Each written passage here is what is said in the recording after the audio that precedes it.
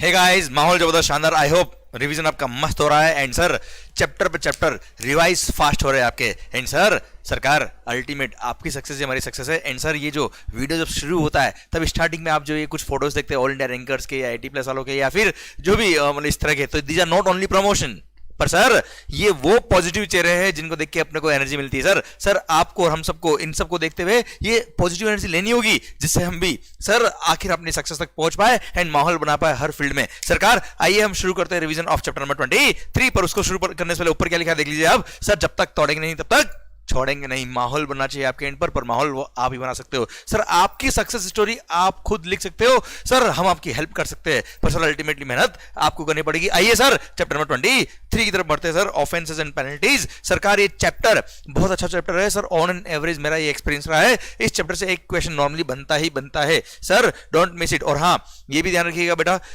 आप ऐसा नहीं कि सेलेक्टिव बेस पे स्टडी कर ले। सरकार आप कोई भी चीज छोड़ने को सर अफोर्ड नहीं कर सकते, पर हाँ these revision lectures will help you up to cover each and every topic very smoothly and very effectively and efficiently। सरकार आइए सेक्शन नंबर 122 क्या कहता है, पेनल्टी फॉर सर्टेन ऑफेंसेस। यहां पर sir section number 122 sub section 1 में ये सब पेनल्टी के सर क्लोजेस दे रखे। सर इन्होंने 21 ऑफेंसेस बता रखे हैं। अब सर मैं बता रहा हूं आपको ये 21 ऑफेंस की लिस्ट आपको याद करने की जरूरत बिल्कुल भी नहीं है। इनमें से कोई भी ऑफेंस अगर आपने किया है और अगर आपका फ्रॉड का इंटेंशन था, सप्रेशन ऑफ फैक्ट था, तो ऐसे केस में the amount of penalty is 100% of the tax involve और rupees 10,000 whichever is higher under CGST। Clear, ये है पेनल्टी का अमाउंट। पर अगर ये जो आपने ऑफेंसेस किए ये आपका sir other than the reason of fraud था, मतलब मिस्टेक थी साहब, तो ऐसे केस में sir this penalty will get reduce to 10% of the tax involve और rupees 10,000 whichever is higher. Sir इतना ही पेनल्टी लगेगा। Clear, done. अच्छा ध्यान रखिएगा बेटा, सेक्शन नंबर 122 सबसेक्शन 3 में लिखा है कि अगर कोई पर्सन सर जो डायरेक्टली ऑफेंस में इन्वॉल्व नहीं था पर इनडायरेक्टली इन्वॉल्व था, उसने हेल्प किया, वेट किया, तो सर ऐसे केस में where the person is not directly involve in any evasion but may be a party to the evasion और if he does not attends summons और प्रोड्यूस डॉक्यूमेंट, तो ऐसे केस में पेनल्टी कितना है, 25,000 रुपए तक का पेनल्टी उस पर्सन पे लग सकता है। प्लस एक सेक्शन में 122 सबसेक्शन 1A गवर्नमेंट ने बाद में इंट्रोड्यूस करके बोला क्या, सर बोगस बिल के ट्रांजैक्शन में जो लोग इन्वॉल्व थे and the person who retains the benefit of the transaction which are covered in clause number 1, 2, 7 and 9, मतलब वो बोगस बिल के ट्रांजैक्शन जिसके बेस पे बोगस क्रेडिट आप पासिंग कर रहे हो and at whose instance such transaction is conducted, तो जो पर्सन उस बोगस बिल के ट्रांजैक्शन का बेनिफिट रिटर्न कर रहा है एंड जिसकी डायरेक्शन पे आपने काम किया, मान लो कोई कंसल्टेंट इन्वॉल्व था जिसकी डायरेक्शन पे आपने काम किया, तो कंसल्टेंट पे भी पेनल्टी लगेगी और जिस पर्सन को एक्चुअल बेनिफिट हुआ ट्रांजैक्शन उस पर भी पेनल्टी लगेगी। कितना sir, amount of sir tax involve, जितना अमाउंट ऑफ टैक्स इन्वॉल्व था सर या आईटीसी इन्वॉल्व था या आईटीसी जितना आपने पास किया उतने अमाउंट का आपको पेनल्टी पे करना पड़ेगा दोनों पर्सन को बेटा। Clear, done. माहौल सर जो बोगस बिल के ट्रांजैक्शन में लोग इन्वॉल्व थे उसको पेनलाइज करने के लिए सबसेक्शन इंट्रोड्यूस किया था गवर्नमेंट ने, सेक्शन नंबर 122 सबसेक्शन 1A। सरकार आइए सेक्शन नंबर 125 जनरल पेनल्टी बोलता है क्या, जिस ऑफेंस के लिए कोई अलग से पेनल्टी नहीं दे रखा है उसके लिए पेनल्टी में एक्सटेंड अप टू रुपीज 25,000। जो भी पेनल्टी की बात करूं वो penalty is under CGST act only. Sir equal penalty will be levied under SGST act. Okay, general discipline relating to penalty. Sir यहां बोला है क्या, अगर कोई माइनर ब्रीच हुआ है, माइनर ब्रीच मतलब sir amount less than rupees 5,000 था, amount of tax involve is less than rupees 5,000 या फिर केवल डॉक्यूमेंटेशन एरर था which is apparent on the face of the record, तो ऐसे केस में सर वहां पर इसको माइनर ब्रीच मानते हुए पेनल्टी नहीं लगाएंगे और बोल देंगे क्या, no penalty can be imposed in case of in cases where tax involved is less than rupees 5,000 और सर केवल डॉक्यूमेंटेशन एरर था which is apparent on the record. Sir second thing, जब भी पेनल्टी ऑफिसर लगाता है, अगर मान लो sir amount बड़ा है एंड पेनल्टी इन्वॉल्व होती है तो वहां पे देखना पड़ेगा ऑफिसर को क्या degree and severity of the offence क्या है, सर उसके अकॉर्डिंग ही वो जज करे, उसके अकॉर्डिंग पेनल्टी लगाए। एंड सर अगर कोई असेसिन ने वॉलंटरी डिस्क्लोजर किया है तो sir it should be mitigating factor while reducing the penalty. Clear. And sir अगर जहां पर जिस सेक्शन के अंदर फिक्स पेनल्टी बोल दी कि इतना पेनल्टी लगेगा, बात खत्म, तो सर वहां पर तो ऑफिसर का डिस्क्रिप्शन है ही नहीं, वहां पेनल्टी रिड्यूस कर ही नहीं सकता, तो सर वहां पे सेक्शन नंबर 126 का कोई पावर उसके पास है ही नहीं सर। तो दिस सेक्शन विल अप्लाई जहां पर अप टू इतना पेनल्टी लगेगा, अप टू 10% है, अप टू 25,000 पेनल्टी, उन केसेस में सर वहां पे देखना पड़ेगा कि सर कितना degree and severity of the offence था, सर कितना सर क्या असेसिन है वॉलंटरी डिस्क्लोजर किया कि नहीं किया, उस अकॉर्डिंग उसको डिसाइड करना पड़ेगा कितना पेनल्टी लगाना है। क्लियर। सर सेक्शन 127 बोलता है पावर टू इंपोज पेनल्टी, यहां इस सेक्शन ने पावर दिया कि सर जो भी पर्सन डायरेक्टली इन्वॉल्व ऑफेंसेस में उनके लिए तो पेनल्टी लग ही सकता है, जो पर्सन इनडायरेक्टली इन्वॉल्व है, जैसे आप मेरे फ्रेंड हो और सर मैंने कुछ गुड्स जिस पे टैक्स इवेड हुआ है उसको आपके घर में स्टोर करवा दिया,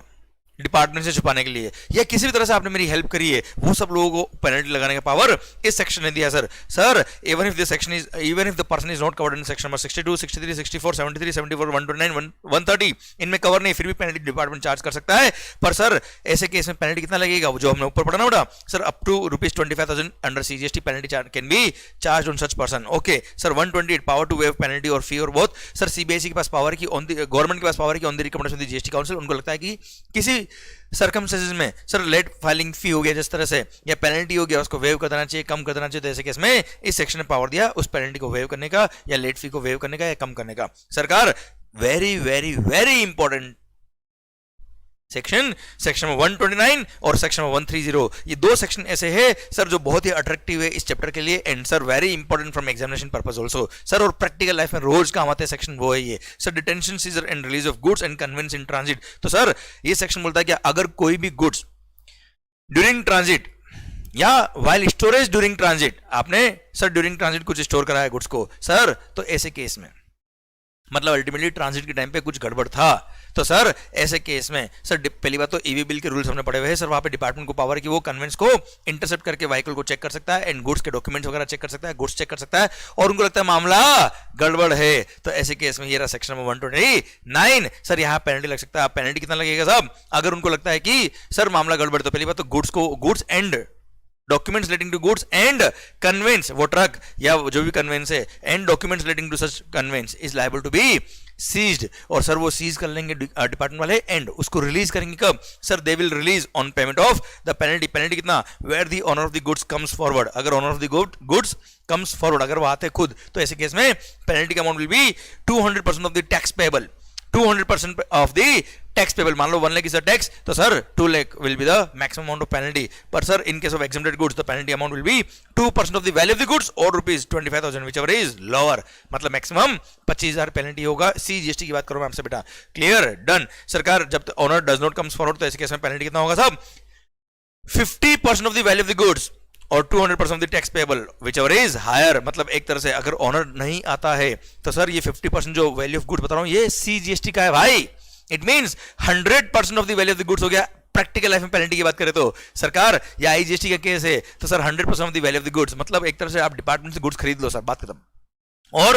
200% of the tax payable on such goods whichever is higher is the penalty का amount in case of exempted goods, 5% of value और ₹25,000 whichever is lower is the penalty का अमाउंट इन केस अगर sir during transit कोई गड़बड़ पाई गई तो, clear, तभी goods release करेंगे वरना रिलीज नहीं करेंगे। और हाँ सर ऐसे केस में बोला है क्या, या तो आप ये पेनल्टी पे कर दो या फिर सर एक बॉन्ड साइन कर दो अलॉन्ग विद द सिक्योरिटी या श्योरिटी आप डिपार्टमेंट दे दो, तो आपकी गुड्स रिलीज हो जाएंगे, नहीं तो रिलीज नहीं होंगे। अब सर यहां बोल दिया क्या, जैसे ही कोई ऑफिसर इस तरह का कोई कन्वेंस को पकड़ता है जिसमें गड़बड़ पाई गई गुड्स को लेके, तो ऐसे केस में सर वो क्या करेंगे, विद इन 7 डेज क्या करेंगे सर, आपको नोटिस टिकाएंगे कि सर डिटेंशन करने के 7 दिन के अंदर आपको नोटिस दे देंगे कि शो कोज हम आपकी इन गुड्स को कॉन्फिस्केट क्यों ना करें, इतना पेनल्टी चार्ज क्यों ना करें, मामला गड़बड़ है सर, आप हमको रीजन बताइए कि क्या सही, क्यों हम इसको सर पेनल्टी चार्ज ना करें। तो सर ऐसे केस में सर जब शो को सर्व कर दिया आपको, उसके 7 दिन के अंदर इनको ऑर्डर पास करना होता है, कितने दिन के अंदर बेटा, 7 दिन के अंदर ऑर्डर पास करना पड़ेगा कि सर हमने ये ऑर्डर पास किया है। पर सर ध्यान देना ये सब इनको अपॉर्चुनिटी बिंग हर्ड दिए बेटा नोटिस देके,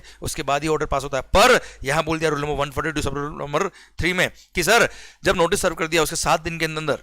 असेसी सर जो भी है असेसी, अगर इनका असेसी या मतलब जो असेसी है वो या ट्रांसपोर्टर अगर पेनल्टी का अमाउंट पे कर देता तो ऐसे केस में सर मैटर ड्रॉप हो जाएगा एंड ऑफिसर ऑर्डर पास कर देगा to release the goods, clear. Then sir no penalty can be charge without payment of without giving of opportunity being heard, ठीक है साहब, ओके कोई दिक्कत नहीं सर। सर उसके बाद पेनल्टी का अमाउंट अगर आप पे कर देते तो गुड्स क्या हो जाएगी, रिलीज हो जाएगी and all the proceeding shall be concluded. Sir फिर आता है एक और बहुत इंपॉर्टेंट बात, यहां आता है क्या, अगर ऑनर ऑफ द गुड्स या transporter of the goods fails to pay the amount of penalty within 15 days of the order, sir जिस दिन ऑर्डर आपको रिसीव हुआ उसके 15 दिन के अंदर अगर आपने पेनल्टी को पे नहीं किया तो ऐसे केस में डिपार्टमेंट गुड्स को क्या करेगा साहब, सर बेच के पैसा रिकवरी करेगा सर। तो ऐसे केस में वो तैयारी कर लेगा किसके लिए, गुड्स को बेचने की तैयारी कर लेगा एंड डिस्पोज ऑफ करके जो पैसा आएगा उसके अकॉर्डिंग वो पेनल्टी का अमाउंट रिकवरी करेंगे एंड उसके अकॉर्डिंग उसके बाद एक्सेस अमाउंट बचता तो वो वापस से रिफंड करेंगे, वो यहाँ दे रखा है, बात करेंगे वहां के जाके, क्लियर डन। पर अगर गुड्स पेरिशेबल नेचर के हैं, गुड्स क्या है बेटा पेरिशेबल नेचर के, हैजार्डियस नेचर के, तो ऐसे केस में without waiting for 15 days even sir वो गुड्स को क्या कर सकते हैं, बेच सकते हैं, डिस्पोज ऑफ कर सकते हैं, और सर पैसा रिकवरी जो आएगा उसके अकॉर्डिंग सर उसको किस तरह से यूज करना वो बताएंगे रूल नंबर 144A में। पर एक बहुत ही इंपॉर्टेंट बात जो है लिखी है सरकार, अब मान लो आपको पता है अगर आपने गुड्स पे पेनल्टी पे नहीं करी तो कन्वेंस भी नहीं छोड़ रहे सर। अब ट्रांसपोर्टर के पास मान लो उस ट्रक के अंदर सर 10 लोगों की गुड्स है, मेरी भी गुड्स है, आपकी भी गुड्स है, कुछ लोगों की और भी गुड्स है, अब केवल आपकी गुड्स गड़बड़ थे तो सर गुड्स भी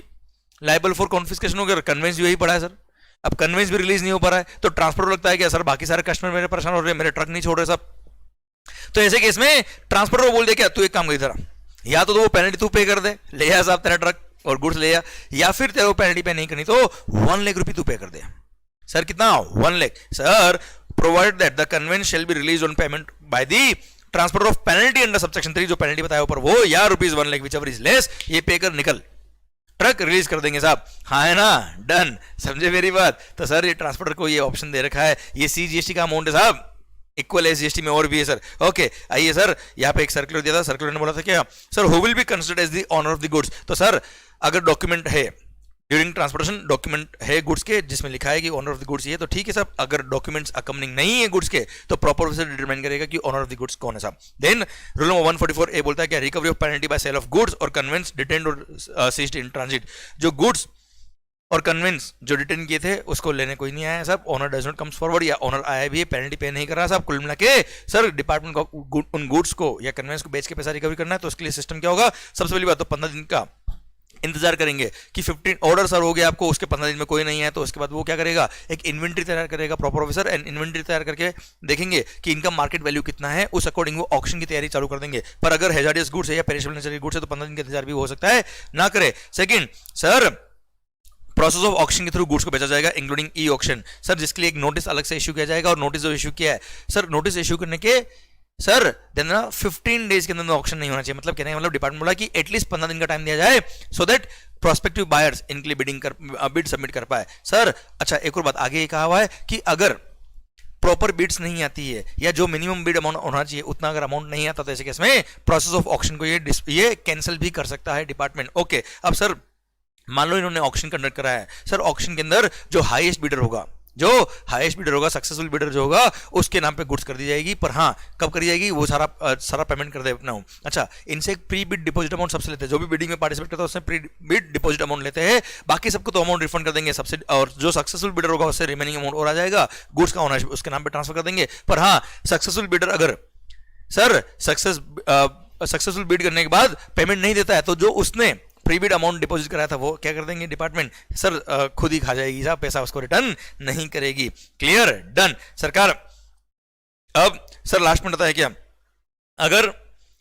गुड्स हैजार्डियस नेचर के या पेरिशेबल नेचर के तो ऐसे केस में ध्यान देना बेटा सर, डिपार्टमेंट सर सबसे पहले तो ऊपर भी लिखा था यहाँ पे, हर जगह ध्यान देना, हाँ जैसे लिखा था ना 15 डेज का वेट करेंगे बिडिंग के लिए, तो सर मिनिमम 15 डेज का टाइम होना चाहिए बिड सबमिट करने के लिए, वो हैजार्डियस नेचर गुड्स में और पेरिशेबल नेचर गुड्स में एप्लीकेबल नहीं होगा। देन सर अगर मान लो कभी भी एसएससी क्या कर देता है, उस ऑर्डर के अगेंस्ट अपील फाइल कर लेता है, तो ऐसे केस में रिकवरी की प्रोसीडिंग को सर स्टे कर दिया जाएगा, रोक दिया जाएगा, अभी हम ऑक्शन नहीं करेंगे गुड्स का। पर अगर पेरिशेबल नेचर के गुड्स है या हैजार्डियस नेचर के गुड्स है तो ऐसे केस में डिपार्टमेंट उसका ऑक्शन करके पैसा ले आएगा, और पैसा जो आया है उस पर केस चलेगा, किसका होगा सर ये। आइए rule number 154 disposal of the proceeds of sale of goods और कन्वेंस एंड मूवेबल और रिमूवेबल प्रॉपर्टी। अब सर गुड्स जो बेच दिए, ये ऊपर जो पढ़ा था हमने वो था क्या, गुड्स को बेचने का प्रोसेस किया है सर। अब गुड्स बेच दिया, उसका जो पैसा है उसको कैसे सर यूटिलाइज करना है सर। क्या मान लो गुड्स 1 करोड़ का था, पेनल्टी पेबल मान लो अमाउंट कमाती 20 लाख रुपया थी, तो क्या पूरा 1 करोड़ डिपार्टमेंट रख लेगा क्या सर, उसके लिए बोला हुआ क्या, सबसे पहली बात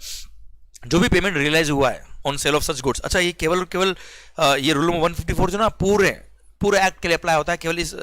सेक्शन नंबर 129 के लिए एप्लीकेबल नहीं। कभी भी गुड्स अगर गवर्नमेंट ने सीज किए, कॉन्फिस्केट किए, बेचा है, या कभी भी मान लो रिकवरी करने के लिए गवर्नमेंट ने गुड्स को बेचा है, तो सर ऐसे केस में क्या होगा, किसी भी केस में अगर रिकवरी के लिए डिपार्टमेंट ने आपकी प्रॉपर्टी मूवेबल इमूवेबल या कोई भी गुड्स सर सीज करके उसको बेचा है, तो सर ऐसे केस में सर वो जो सेल प्रोसीड आई है उसको रिकवरी के लिए कैसे यूज करेंगे, सबसे पहले बात वो जो पैसा आया उसको एडमिनिस्ट्रेटिव कॉस्ट को रिकवरी करने में पहले पैसा वहां अपोर्शन करेंगे। उसके बाद जो पेमेंट आएगा उसके लिए जो penalty payable under section 129 subsection 3 जो ऊपर पड़ी उसके लिए होगा। उसके बाद अगर कोई टैक्स पेबल है any other amount due from the defaulter under CGST act, IGST act, SGST act और UTGST एक्ट, वहां हम अपोर्शन करेंगे। उसके बाद जो बैलेंस बच जाएगा वो आपके इलेक्ट्रॉनिक कैश लेजर में डाल दिया जाएगा। और अगर एसएससी GST में रजिस्टर्ड नहीं है तो ऐसे केस में this amount will be given to his bank account, उसके बैंक अकाउंट में ट्रांसफर कर देंगे। पर अगर 6 महीने के अंदर कोई आया ही नहीं साहब, तो ऐसे केस में 6 महीने में आपको पेमेंट वो डिपार्टमेंट दे ही नहीं पा रहा है, पॉसिबल नहीं हो पा रहा है, आप आई नहीं रहे हो, असिस्टेनेबल नहीं हो, कौन है पर्सन पता ही नहीं सर, तो ऐसे केस में this amount will be credited to consumer welfare fund और वो देश के नेताओं के वेलफेयर में काम आएगा। भारत माता की जय। आइए सेक्शन 130 कॉन्फिस्केशन ऑफ गुड्स और conveyance and levy of penalty. Sir यहां पर अगेन 5 प्रिसाइज कोर्स दे रखे, जिसके केस में goods and conveyance will be liable for confiscation, supply और receipt of goods in contravention of the act or rules made thereunder with the intention to evade payment of tax, then not accounting for goods carrying a liability of payment of tax. Sir, then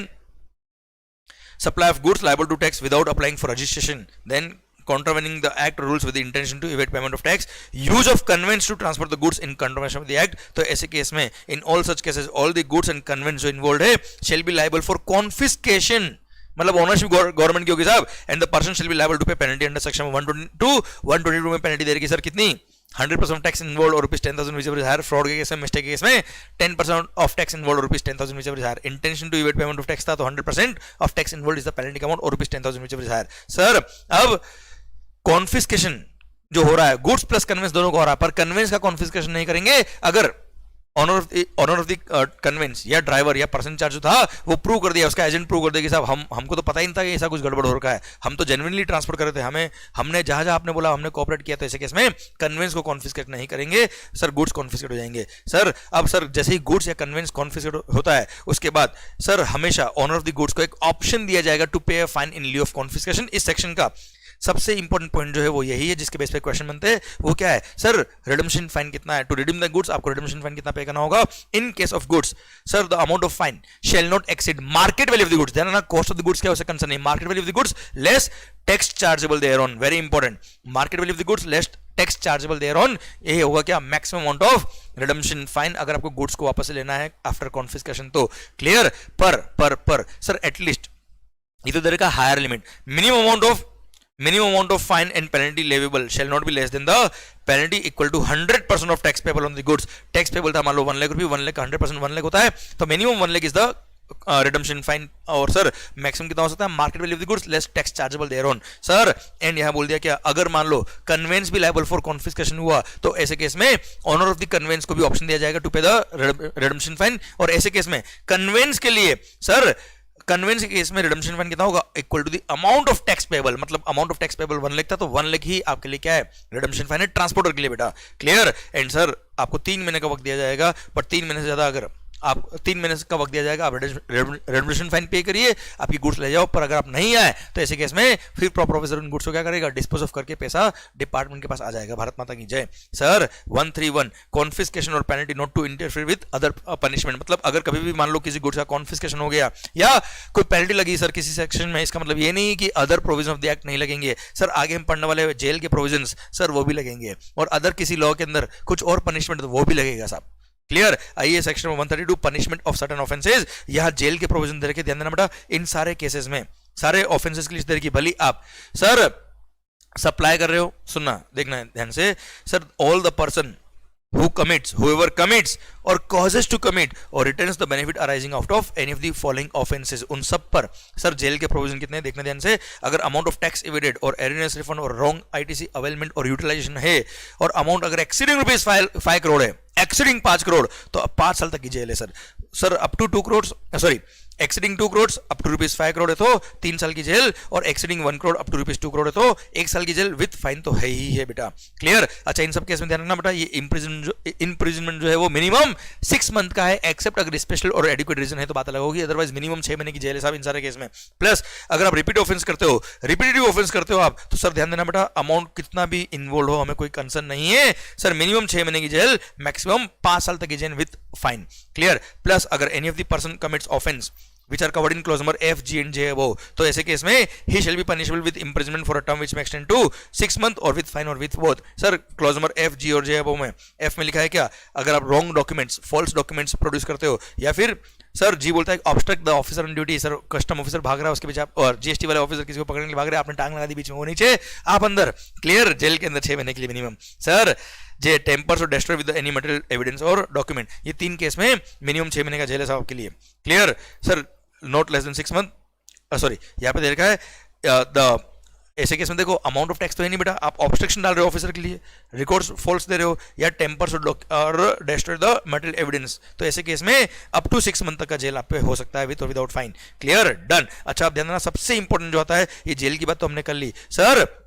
offences होते हैं 2 तरह के होते हैं, cognizable और non cognizable offence, ये यहाँ लिखा हुआ है सर, मैं आपको यही बता रहा हूँ सर। कॉग्निजेबल और नॉन कॉग्निजेबल ऑफेंस होते हैं। कॉग्निजेबल मतलब बड़े offence, severe offence, serious kind के ऑफेंस। सर कॉग्निजेबल ऑफेंस के केस में arrest can made even without arrest warrant, and sir ध्यान देना यहाँ पर, sir these are non bailable offences, क्योंकि सीरियस ऑफेंसेस है, और सर इमीडिएटली यहाँ पे अरेस्ट करने के बाद sir that accused person is produced before magistrate within 24 hours. पर अगर नॉन कॉग्निजेबल ऑफेंस है तो इतने ऑफेंस तो है नो डाउट, पर इतना सीरियस काइंड का ऑफेंस नहीं है, यहाँ पे arrest warrant is required to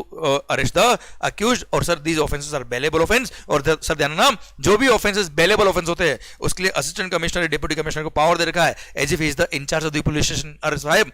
sir, और भाई पांडे जी वाला पावर दे रखा incharge of the police station का, सर पांडे जी बजाय सिटी ऑन ड्यूटी, याद है बेटा, वो पावर है किसके पास, एसीडीसी के पास, थानेदार बना दिया sir, and sir he can sir release the accused on bail, अगर वो क्या है बेलेबल ऑफेंस है, नॉन कॉग्निजेबल ऑफेंस है तो, क्लियर, डन। पर सर सवाल आता है क्या, what all offences are cognizable and non cognizable. Sir देखो आपने किसी का मर्डर तो किया नहीं बेटा, इसलिए सारे ऑफेंसेस अंडर जीएसटी जो है वो क्या होते हैं, नॉन कॉग्निजेबल एंड बेलेबल होते हैं। पर 4 ऑफेंसेस, 4 केस में, जो केसेस ए से डी में कवर है, अगर उन 4 मैटर में अगर amount of tax evaded exceeds ₹5 crore, तो 4 केस क्या है sir, cognizable and non bailable है। और 4 केस कौन कौन से वो देख लीजिए आप केवल, sir supply of goods service without invoice with the intention to evade tax, person issues invoice और bill without actual supply, bogus bill issue कर रहे हो, person avails ITC on the basis of invoice और bill refer to in clause में B, sir clause में B के मतलब bogus bill के बेस पे क्रेडिट ले रहे हो, या फिर fraudulently avails input tax credit without any invoice और bill, sir then collection of tax without payment of tax to the government for a period beyond 3 month of the due date, 3 महीने से ऊपर हो गया, 3 महीने से ऊपर टाइम हो गया ड्यू डेट से और आपने टैक्स पे नहीं किया, और इन सारे केस में अगर amount of tax involve is exceeding ₹5 crore, exceeding ₹5 crore, तो ऐसे केस में इंप्रिजनमेंट होगा सर कितना, अप टू 5 करोड़ तो ही है, पर that offence is cognizable and non bailable. सरकार समझ में आई बात आपको, and every prosecution proceeding require prior sanction of the commissioner, clear, done. ये पावर टू अरेस्ट वाला पॉइंट भी मैं आपको पढ़ा चुका हूं साथ साथ में बेटा, okay. Then cognizance of offences बोल दिया क्या, कोई भी कोर्ट सर किसी भी ऑफेंस का कॉग्निजेंस नहीं लेगा without the previous sanction of the commissioner, and no court inferior to that of magistrate of first class shall try any such offences. Sir magistrate of first class या उसके बोरिंग वाले court ही इन matters को take up करेंगे sir, और वो भी prior sanction of the commissioner के बाद। Then section 135 presumption of culpable mental state, sir ध्यान देना बेटा, कोई भी ऑफेंस के केस में सर प्रिजम्पशन चाहिए होता है, सर कल्पेबल मेंटल स्टेट मतलब guilty state of mind required होता है, पर यहां पर इस एक्ट में तो गवर्नमेंट ने प्रिजम्पशन ले रखा है कि आपका गिल्टी स्टेट ऑफ माइंड था, हाँ बर्डन टू प्रूव आप पर है कि आप प्रूव कर दीजिए कि गिल्टी स्टेट ऑफ माइंड नहीं था, तो it is always on the sir assessee और the accuse person to prove कि उसका कल्पेबल मेंटल स्टेट नहीं था, गिल्टी स्टेट ऑफ माइंड नहीं था। बाकी हमने तो प्रिजम्पशन ले रखा है कि आपने गड़बड़ करी तो with the intention to evade tax करिए, आपका गिल्टी स्टेट ऑफ माइंड था, कल्पेबल मेंटल स्टेट था। Relevancy of statement under certain circumstances, sir अगर आपने कोई स्टेटमेंट दिया था जो रिकॉर्ड में है, सर अगर वो पर्सन जिसने स्टेटमेंट दिया था सर वो अगर फाउंड भी डेड है, या फिर या तो वो एक्सपायर हो गया सब, या फिर सर